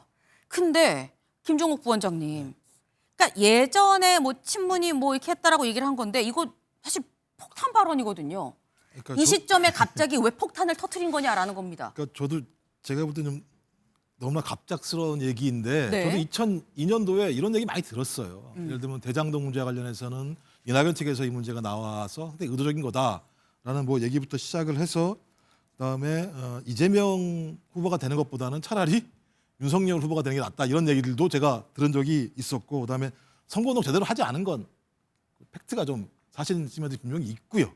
그런 측면들이 있었기 개인 때문에 주장입니다. 네. 네, 그러니까 그런 얘기들이 오갔단 말씀을 네. 드리는 거고 네. 그런 것들 때문에 상당히 서로 간의 마음의 간극이 심했던 것들은 있었어요. 네. 근데 제가 볼 때는 그 이후에 일이 잘 안 됐다면은 저런 말씀을 하시는 게 맞는데 뭐 다시 이재명 후보가 지금 대통령이 되셨고 당의 지지율도 높은 상황이고 네. 선거와 관련해서도 뭐 여론 자체가 나쁘지 않은 상황인데 네. 갑자기 왜 저 부분을 굳이 들고 나오셨을까? 오히려 네. 다른 좋은 내용들도 꽤 있거든요. 실제로 본인이 그러니까 송영길 전 대표라고 얘기하면 민주당을 위해서 많은 부분 희생한 역할이 있기 때문에 네. 그 희생들이 무엇을 위해서 했는지에 대해서만 잘 설명하셔도 네. 설명하셔도 많은 민주당 지지층들 같은 경우가 그렇지 고생했지라고 말씀하실 것 같은데 저렇게 말씀하시면서 친문을 콕 집어서 말씀하시면 저게 또 구체적이지 않을 수도 있어요. 예를 들면 친문 단어 아니니까 또 거기에 또 일부 이낙연계도 있습니다. 뭐 이런 게 있기 때문에 오히려 저런 발언 자체가 그러니까 본인이 서운해서 저런 얘기를 할 수 있을다는 생각이 들긴 합니다만 네. 저런 얘기가 당 내부에 또 다른 갈등을 유발한다는 걸 모르실 턱이 없다라는 생각이 드는데 혹시 제가 볼 때는 당연히 본인을 개항에다가 전략 공천해야 되는 게 맞다고 판단을 하시는데 다른 흐름이 있으니까 거기에 대한 좀 불만을 말씀하신 거가 아닌가 생각이 들긴 합니다만 저는 굳이 저런 말씀을 하셨을 필요가 있을까라는 생각은 들어요. 사실 말씀을 들으면 이런 생각을 할 수가 있죠. 인천 계양 말씀을 지금 하셨잖아요. 박창관 교수님.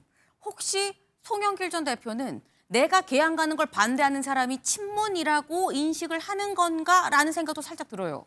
저는 좀 소영길 전 대표가 네. 일종의 갈라치기 하고 있다 이렇게 봐요. 그러니까 생각보다 네. 계양을의 공천 받는 과정이 네. 굉장히 더뎌지고 있습니다. 그렇죠. 아직도 안 나왔어요. 네. 사실은 본인 이야기처럼 네. 본인이 계양을 비켜줬기 때문에 이재명 지금 대통령이 그 사이에 사실 검찰로부터 구속당하거나 이러지 않을 수 있었던 가장 큰 원동력이 됐다는 건 누구도 부정할 수가 없어요.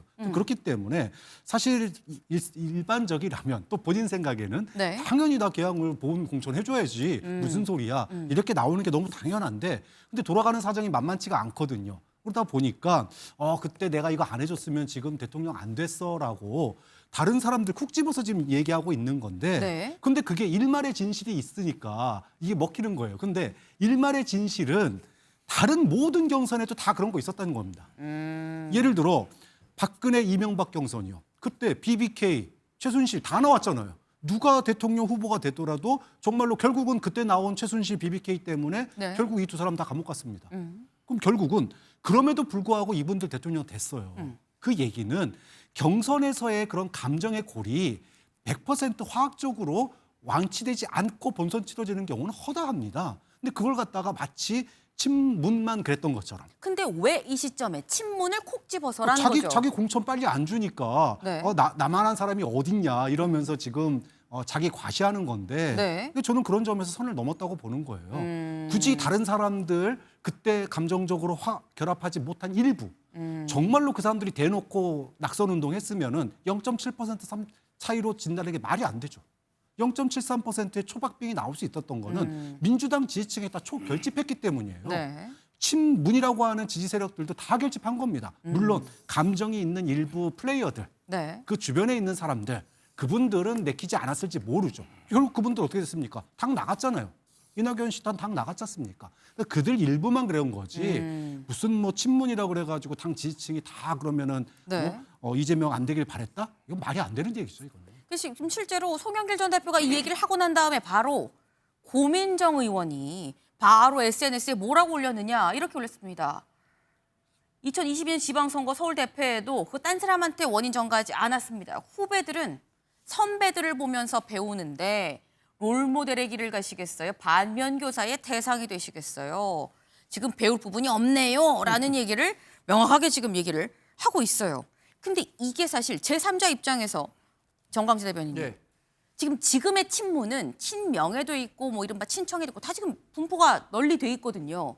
뭐 어디가 친문이다라고 딱 볼 수가 없는 상황이에요. 다 흩어져 있는데 친문을 콕 집어서 이렇게 얘기하는 건 모두를 적으로 돌리는 겁니까? 뭡니까 이건? 최근에 유시민 작가가 A그룹, B그룹, C그룹을 나눠서 네. 민주당 내 지지자들이 원래부터 있었던 가치지향형의 그 전통적인 민주당 지지자 네. 그리고 B그룹은 이재명 대통령으로 대표되는 실용적 그룹, 테크노크라시라고 하죠. 네. B그룹은 나누고 여기는 이익 중심형이라고 하고 중간을 이제 교체하는 C그룹으로 봤는데 지금 송영길 전 대표 같은 경우에 사실 A그룹에서 시작했지만 지금은 B그룹에 속해 있는 사람이 아닌가 싶어요. 지금 얘기만 듣고 보면. 네. 그리고 이 공천 과정에서 결정적인 영향은 친명에서 나온다라고 판단하고 있는 것 같아요. 그러니까 나는 이 문재인 전 대통령에 대해서, 그러니까 이 친문에 대해서 그 공격 강도를 높이면서 나는 정말로 이 친명이다. 네. 아까 말한 이재명 대통령을 끝까지 지킬 사람이다라는 점을 강조하고 싶은 것 같은데 네. 글쎄 모르겠습니다. 앞으로의 공천 과정이 이런 네. 메시지들로 인해서 송영길 전 대표가 굳이 이 얘기를 안 하는 게 오히려 더 저는 공천을 받는데 더 유리했을 것 같거든요. 이렇게 갈라치기 해갖고 본인이 얻을 수 있는 게 무엇인가? 굉장히 그 정치적 단수가 높겠지만 이 발언을 한 것은 저는 민주당 전체 지지자들에게도 크게 환영받을 만한 메시지가 될 것 같지는 않습니다. 네. 지금 말씀을 좀 들어보면 결국 나를 좀 신경을 써줘라는 취지로 얘기를 하다가 좀 말실수처럼 조금 나온 거 아니겠느냐. 이거는 플러스가 안 될 것 같은데라는 말씀하셨는데 실제로 이 얘기를 하면서 이런 얘기도 같이 했습니다. 들어보시죠. 네, 저로서는 그때 이재명 후보가 1,600만 표, 아마 우리나라 야당 역사상 가장 많은 득표를 한 민주당 후보였는데 그때 밖에 나왔으면 사실상 구속됐을 거 아닙니까? 다 정치 생명이 끊어졌을 거예요 아마. 근데 이거를 보호를 안 하면 1,600만 명의 우리 민주당 후보를 지지한 국민들에 대한 예의가 아니고 사실상 이재명 후보의 낙선을 바랬던 세력들이 덮어씌우고 자기들이 다시 당권을 잡는다는 것은 이재명 지키기를 넘어서 제 송영길의 정치 인생이 부정되는 존재론적인 위기를 느꼈다고요. 내 지역구라도 해서 살려야 된다는 생각을 한 거죠. 네. 만약에 이재명 후보 당시에 그냥 뒀으면 정치 생명이 끊어졌을 텐데 내 지역구라도 줘서 살려야 된다라고 생각을 했다라고 얘기를 합니다. 내 덕에 정치 인생이 이어질 수 있었다라고 지금 얘기를 해요. 근데 이게 좋게 말하면 자기 PR이고요. 나쁘게 말하면 생색이고요. 그런데 이거를 과연 어떻게 들을 것이냐. 이런 부분 자체가 김종옥 부원장님. 좀 송영길 전 대표 좀 초조한 것 같다라는 생각이 드는데 초조한 이유가 개항을은 언제 결론 납니까? 꼭 저한테 물어보시면. 모르세요? 아실 것 같아서. 그러니까 핵심은 제가 볼 땐 그러니까 네.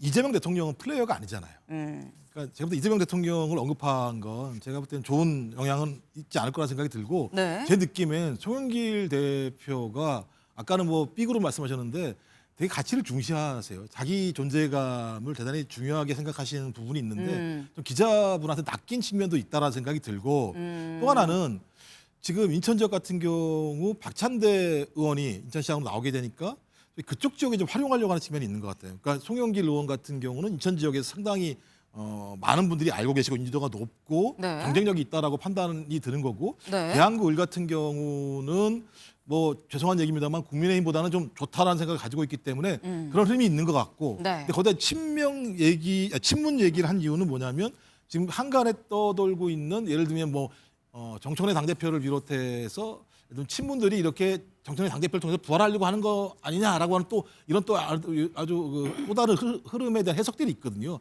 이런 포괄적인 내용과 관련해서 본인이 네. 이렇게 지금까지 당을 위해서 고생해 왔는데 이 부분에 대해서 전혀 고려하지 않고 나를 네. 그쪽으로 해서 몰아가는 거에 대해서 본인이 그걸 좀 인정하기 어려운 측면이 있는 것 같고요. 당에서도 상당히 고민스러워하는 것 같아요. 그러니까 당에서도 결정을 해야 되는데 네. 송영길 전 대표의 그간의 한 역할들을 충분히 고려하면서도 네. 또 당에서는 전략적으로 배치해야 되는 문제가 있으니까 이 두 가지와 관련해서 정리가 잘 안 되는 측면도 있고 또 거기에 나오려고 하는 사람이 대통령의 최측근이었던 네. 청와대 대변인 출신이기도 하기 때문에 이 부분과 관련해서 지금보다는 조금 시간을 두고 결정하는 게 왜냐하면 이 결정이 나오게 되면 엄청나게 많은 얘기들이 지금 저 발언 가지고도 이렇게 많은 얘기들이 오가는데 공천 관련해서 어떤 특정한 분한테 갔을 때는 논란이 많을 거라 생각이 들기 때문에 그런 부분과 관해서 좀 시간이 좀 걸리지 않을까 생각을 합니다. 그러면 박정하 교수님 짧게 여쭤볼게요. 아십니까? 언제 결론 나는지? 지금은 아예 이야기 자체가 안 나오고 있습니다.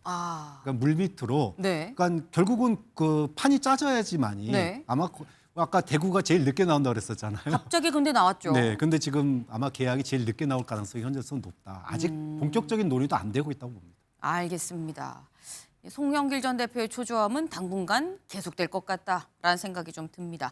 다음 수업으로 넘어가 볼까요?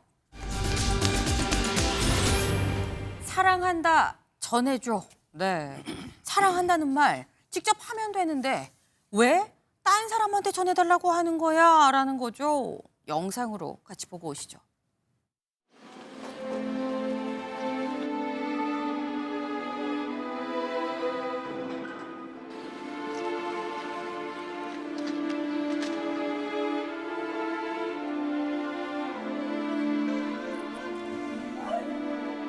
지금 상황인데 까매서 아무것도 안 보인다고 못 나갈 것 같다고 그런 식으로 얘기를 했다고요. 우리 아들 왜 이리 와 있냐?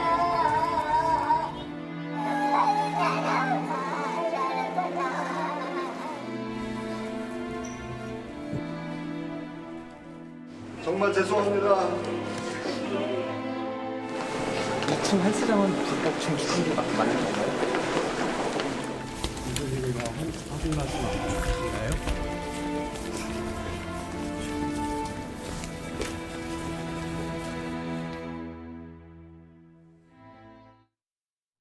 네, 참 금요일 날 대전의 한 자동차 부품 공장에서 발생했었던 화재 이제 완치는 됐긴 했습니다만 문제는 인명 피해가 상당합니다.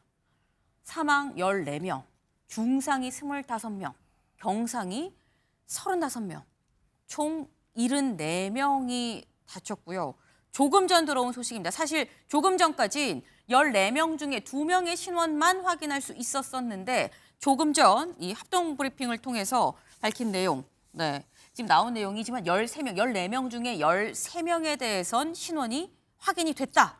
다만 남은 1명에 대해선 이게 화재다 보니까 네, 뭐 자세하게 설명은 드리지 않겠습니다만 이 시신을 확인하는 과정 자체가 보통 지문이나 이런 걸로 확인을 하죠. 근데 이런 것조차도 확인할 수 있는 여지가 좀 없었다. 그 정도로 상당히 좀 훼손 정도가 심했다라는 얘기가 지금 같이 나왔습니다. 네. 그래서 지금 이게 숨진 사람도 너무 많고요. 박창환 교수님. 지금 신원이 확인되지 않을 정도라는 것 자체가 사실 이게 참 가슴이 먹먹한 그런 부분인 건데 요 근래 난 사고 중에 가장 인명 피해가 많지 않나라는 생각이 듭니다. 네. 재작년인가요? 아르셀 건전지 사고 때도 저 정도 인원이었던 것 같고 네. 좀 또 이렇게 됐는데 정말 답답합니다. 이게 지금 초기에 진화가 화재 진압이 어려웠던 이유가 여기가 이제 나트륨을 갖다가 사용하는 공정이 있다고 그래요. 네. 나트륨은 이게 불 나면은 물 뿌리잖아요. 근데 물을 만나면 폭발을 합니다. 그쵸. 그래서 초기에 이걸 나트륨을 치우고 화재를 진압해야 됐기 때문에 2시간에 그냥 날려버릴 수밖에 없었고 결국 그 2시간 화재 그리고 또 그 안에는 네. 소위 말하면은 그 기름 이런 찌꺼기들이 너무 많아서 이 매연 그 독성 연기라고 그러죠. 네. 이걸로 꽉 차 있는 상태였기 때문에 2시간 동안 불을 못 끄고 매연이 꽉 차 있는 상태라면 당연히 생존자가 있을 가능성이 매우 낮았고요. 결국 불 끄는데 완진하는데 10시간이 걸렸기 때문에 네. 사망하신 분들의 시신 훼손도 굉장히 오래돼서 신원 파악도 늦어진 게 아닌가 싶었는데 아무튼 너무너무 좀 답답하고 저런 위험물질을 갖다가 관리하는 곳인데 네. 왜 불법 건축물 얘기가 나오고 인재 얘기가 나오는 건지 요즘 산업재해법, 중대재해법 만들어진 지가 언젠데 아직도 저런 사업장이 있는지 보는 국민들이 너무너무 답답한 그런 사고였던 것 같습니다. 네. 이게 참 답답함을 넘어서 가슴이 먹먹해진다라는 표현을 드릴 수밖에 없을 것 같아요. 지금 무려 숨진 사람이 14명이나 됩니다. 근데 이 14명이 다 한 건물에서 나왔습니다. 어느 건물에서 나왔나 같이 보시죠. 여기입니다. 이게 지금 본관이 있고요. 옆에 동관이라고 별관이 있습니다. 그런데 이 별관에 여기 보시면 2층이에요. 도면상으로는 2층인데 아까 말씀하셨죠. 불법 증축 공간. 이게 층고가 높으니까 층고를 일부 막아서 요 부분을 헬스장 그리고 휴게실처럼 해서 썼다는 겁니다. 그러다 보니까 요 헬스장 안에서 9명이 발견이 됐고요. 여기 볼까요? 14명 중에 9명이 여기서 지금 발견이 됐고요. 계단에서 물탱크실 있고 남자 화장실에서 1명. 그래서 14명이 지금 발견이 됐다라는 건데 이게 지금 사실 서정욱 변호사님 불법 증축을 하다 보니까 창문도 조그맣게 낼 수밖에 없고 창문이 조그맣게 나니까 연기도 잘 안 빠지고 빠져나갈 공간도 여의치가 않고 라는 거거든요. 근데 이게 사실 불법 증축에다 아이 걸렸어요. 그럼 과태료일 수 있는데 사망 사고입니다. 이럴 때는 어떻게 되는 겁니까?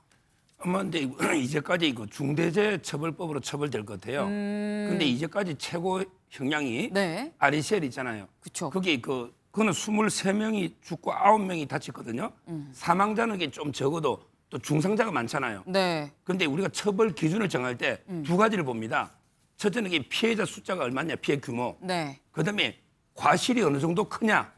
이 두 가지 기준을 해요. 네. 근데 제가 보기에 역대 최고 아리셀보다 과실이 커 보입니다. 아하. 저게 바로 불법 정축, 저런 부분이 과실이 커요.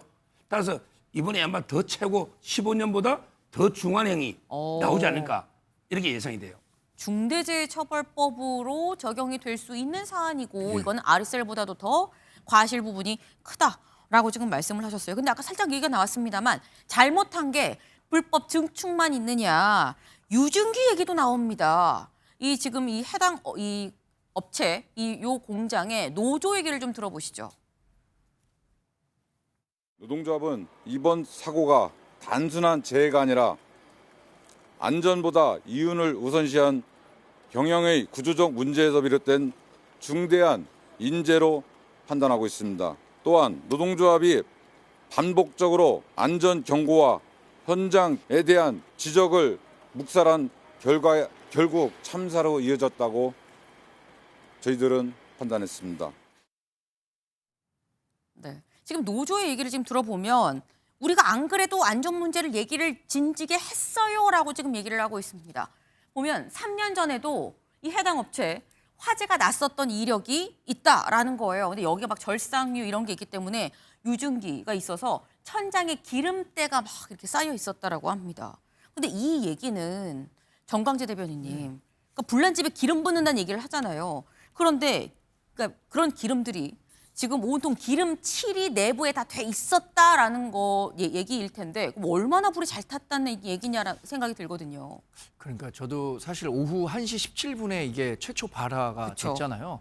그런데 발화와 동시에 연기가 굉장히 많이 났어요. 인근 지역에서 거의 시야를 가릴 정도로 연기가 많이 발생했는데 네. 그 이유는 지금 지적하신 것처럼 절삭유, 유증기 이런 것들이 이 작업 과정에서 필연적으로 나올 수밖에 없는 것 같아요. 근데 그것들을 최소화하기 위한 노력, 투자, 안전 관리를 했었어야 하는데 지금 노조에서 지적한 것도 그렇지만 결국엔 안전이라는 게 비용과 투자 이것이 손익과 직결되는 문제이기 때문에 그런 부분에 관해서 조금 소홀한 부분이 있었던 것 아닌가라는 네. 생각이 들고 아까 불법 증축 과정 중에 헬스클럽이 얘기가 됐잖아요. 헬스클럽을 만든 것은 아마 뭐 대표자 입장에서는 직원들의 그 복리 차원에서 그걸 만들었을 겁니다. 그런데 그것도 결국에는 비용 문제가 됐을 텐데 불법 증축을 할 것이 아니라 새로운 공간을 통해서 그런 헬스클럽을 만들었다라면 이런 정도의 피해를 또 피할 수 있지 않았을까라는 생각을 하게 됐는데 참 너무나 안타까운 사건이라고 생각합니다. 저희가 아까 영상으로 보긴 했습니다만 이 해당 업체의 대표도 조용히 나가서 막 눈물을 훔치는 그런 모습이 보였죠. 그러니까 물론 뭐 말씀처럼 뭐 복지를 위해서 헬스장도 만들고 휴게 공간도 만들었던 거 아니겠어라고 얘기를 할 수 있지만 하지만 그 불법 증축으로 인해서 상당한 또 인명 피해가 발생한 것 또한 어쩔 수 없는 사실이다라는 겁니다. 오늘 안 그래도 경찰과 노동부가 이 해당 업체에 대해서 여기 지금 별관은 완전히 폭삭 지금 다 완전히 타버렸고요. 본관에 대해서 압수수색이 들어갔습니다. 그리고 해당 업체의 임원진들의 이 집 각각도 다 지금 압수수색이 들어갔다라고 하는데 경찰의 이 수사가 좀 빨리빨리 진행이 되고 좀 이 유가족들의 마음까지도 좀 같이 추스릴 수 있는 부분까지 좀 이어질 수 있으면 참 좋겠다라는 생각을 좀 해봅니다. 다음 수업으로 넘어가 보죠. 엄마 밥 먹고 싶어. 네, 엄마 밥.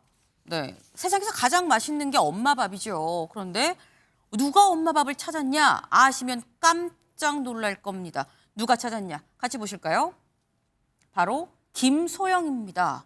남성들한테 약물이 든 음료를 마셔서 남성들이 연쇄 최소 2명이 숨지는 일이 있었죠. 지금까지 피해자만 6명인데 더 있을 수도 있다라는 얘기까지도 나옵니다. 근데 지금 구치소 접견간 지인한테 뭐라고 얘기를 했는지가 나왔어요.